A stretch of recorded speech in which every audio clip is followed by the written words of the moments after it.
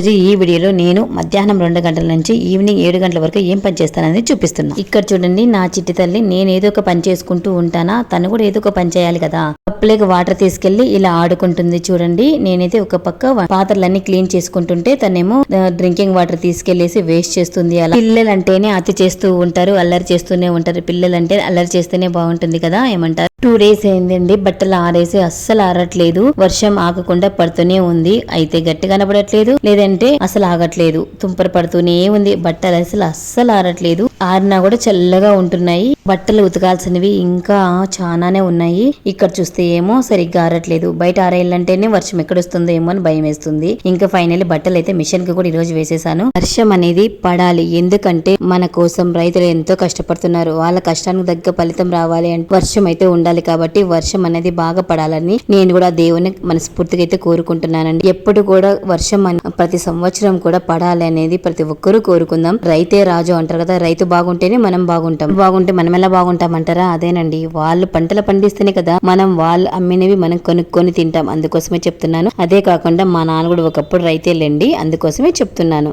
రైతు విలువ నాకు తెలుసు, రైతులు పడే కష్టం కూడా నాకు తెలుసు అండి. ఎందుకంటే నేను కూడా ఒకప్పుడు మా నాన్న అమ్మకి నేను సహాయం చేశాను కాబట్టి. పిచ్చేది ఒకటి, నువ్వు చెప్పేది ఇంకొకటి అని అంటారా, అదేనండి. ఇంట్లో పని అంతా చేసుకుంటూ ఉన్నాను. ఫస్ట్ అయితే చెత్త అంతా క్లీన్ చేసేసుకునేసి ఆ తర్వాత సోఫాలకైతే సోఫా కవర్స్ అయితే వెయ్యాలి. అంటే ఇప్పుడు మా చిట్టి తండ్రిని పిలుచుకొని రావడానికి స్కూల్ దగ్గరికి వెళ్ళాలి. అందుకోసమే స్కూల్ దగ్గరికి నేను నా చిట్టి తల్లి అయితే వెళ్తూ ఉన్నాము. ఇంకా స్కూల్ కి వెళ్ళేసి నా చిట్టి తండ్రిని పిలుచుకొని రా. నేను నా చిట్టి తల్లి అయితే స్కూల్ దగ్గరికి అయితే వెళ్తున్నాము. పడితే ఎంత బాగుంటుందో కదా, ఆ స్మెల్ అనేది భలే బాగుంటుంది. మీరు ఎంత మందికి ఆ స్మెల్ అంటే ఇష్టమో కామెంట్ సెక్షన్ లో కామెంట్ చేయండి. ఇంకా నేను నా చిట్టి తల్లి ఫైనల్లీ స్కూల్ దగ్గరికి వెళ్ళేసి మా చరణ్ అయితే తీసుకుని వస్తున్నాను. అక్కడికి ఎందుకు వెళ్లారని చూస్తున్నారా, అక్కడ చిన్న గణేశుడి గుడి ఉంది. సో అక్కడ ముక్కుకోవడానికి అయితే వెళ్ళాడు. డైలీ స్కూల్ కి వెళ్ళినప్పుడు వచ్చినప్పుడు అప్పుడప్పుడు ఖచ్చితంగా ముక్కుకొని వస్తారు ఇద్దరు. ఫైనల్ ఇంటి దగ్గరికి అయితే వచ్చేసాము. లిఫ్ట్ అయితే వర్క్ అవ్వట్లేదు, సో స్టెప్స్ ఎక్కే వెళ్ళాలి. ఈ లిఫ్ట్ మంత్లీ వన్స్ అయినా ట్వైస్ అయినా లిఫ్ట్ ఎప్పుడు ఖరాబ్ అవుతూనే ఉంటది, ఎప్పుడు రిపేర్ చేపిస్తూనే ఉంటారు. ఏం చేద్దాం,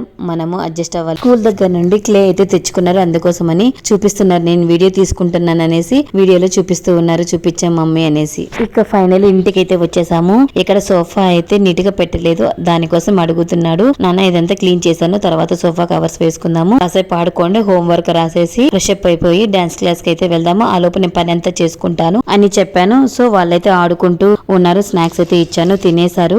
పెండింగ్ ఉన్న పని అంతా చేసేసాను. వాళ్ళు ఇంకా ఆడుకున్న తర్వాత వాళ్ళని ఫ్రెష్ అప్ చేసుకునేసి డాన్స్ క్లాస్ కి టైం అవుతుంది కదా అని వాళ్ళైతే డాన్స్ క్లాస్ కి అయితే తీసుకెళ్ళాను.